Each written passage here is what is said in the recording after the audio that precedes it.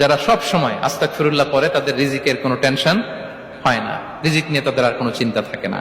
আল্লাহ নবী নূহ আলাইহিস সালাম যিনি ওনার জাতিগোষ্ঠীকে বলেছিলেন ফাকুলতু আস্তাগফিরু রাব্বাকুম ইন্নাহু কানা গাফফারা, তোমরা বেশি বেশি ইস্তেগফার পড়ো, তিনি ক্ষমাশীল।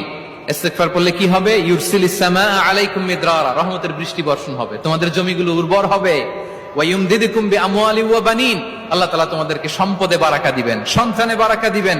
ওয়া ইয়াজআল লাকুম জান্নাতিন ওয়া ইয়াজআল লাকুম আনহারা, তোমাদের ফসল ক্ষেতগুলো সবুজ শ্যামল হয়ে ভরপুর হবে, তোমাদের রিজিকে বারাকা নেমে আসবে। তাহলে আমরা যেন বেশি বেশি ইস্তেগফার করি।